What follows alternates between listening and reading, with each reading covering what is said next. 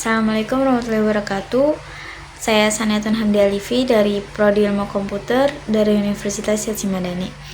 Kali ini saya akan membahas tentang 5 tahapan design thinking. Yang pertama ada empatis, yang kedua ada define, yang ketiga ada idea, yang keempat ada prototype, dan yang kelima ada test. Yang pertama di sini ada empatis atau yang berarti empati. Tujuannya itu memahami kebutuhan, motivasi, dan perasaan pengguna secara mendalam. Nah, langkah-langkahnya ini yang pertama harus melakukan observasi terhadap pengguna dalam konteks nyata. Lalu dengan cerita atau keluhan dan kebiasaan mereka. Dan menggunakan wawancara terbuka untuk menggali pengalaman mereka. Hindari asumsi pribadi dan fokus pada sudut pandang pengguna. Nah, contohnya kayak siswa ini sering merasa jenuh saat belajar online karena kurangnya interaksi dari guru dan teman-temannya. Nah, yang kedua ada tahap define yang berarti menentukan masalah.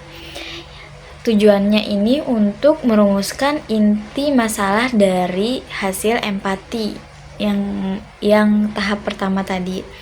Lalu langkah-langkahnya ada menganalisis data dari tahap empati untuk mencari polanya.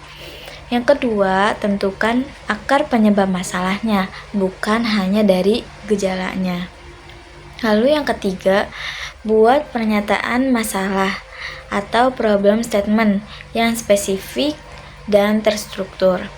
Yang keempat, rumuskan masalah tersebut dari sudut pandang penggunanya, bukan dari sisi pembuat si produknya. Nah, contohnya kayak siswa membutuhkan platform belajar yang lebih interaktif agar proses belajarnya terasa menyenangkan. Oke, yang ketiga ada tahapan ideat yang berarti menghasilkan ide. Tujuannya ini untuk menemukan berbagai ide kreatif sebagai solusi dari masalah tersebut. Nah, langkah-langkahnya ini adakan sesi brainstorming tanpa menilai idenya. Nah, yang kedua, dorong ide gila dan kreatif. Kadang dari sana muncul ide atau solusi yang terbaik.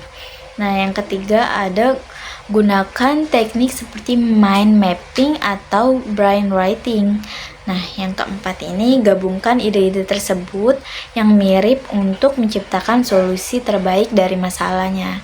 Contohnya, membuat aplikasi dengan sistem poin atau level dan hadiah agar sistem belajarnya terasa lebih menyenangkan. Nah, tahapan selanjutnya ada prototype yang berarti membuat mode awal. Tujuannya ini untuk mewujudkan ide menjadi bentuk nyata untuk diuji pengguna. Langkah-langkahnya, pilih salah satu atau dua ide yang terbaik dari tahapan sebelumnya. Nah, yang kedua, buat model sederhana seperti mock-up, storyboard, atau prototype digital. Lalu tunjukkan fungsi utamanya tanpa harus sempurna, nggak harus sempurna. Nah, yang terakhir, pastikan prototype bisa digunakan untuk mendapat umpan balik awal. Contohnya, membuat tampilan awal aplikasi belajar interaktif dengan sistem poin dan leaderboard. Oke, selanjutnya ada tahapan yang terakhir yaitu tes, yang berarti uji coba. Tujuannya yaitu menguji prototipe kepada pengguna untuk melihat kenyamanannya dan efektivitasnya. Langkah-langkahnya, ajak pengguna mencoba langsung prototipenya. Terus amati bagaimana mereka berinteraksi dengan kesulitannya. Terus yang ketiga, kumpulkan masukan dan catatan hal-hal yang perlu diperbaiki. Nah, yang keempat, lakukan perbaikan ulang sampai produk benar-benar sesuai kebutuhan pengguna. Nah, contohnya, setelah diuji, siswa menyukai fitur poin, tapi menyusulkan tampilan lebih cerah dan tombol lebih mudah ditemukan.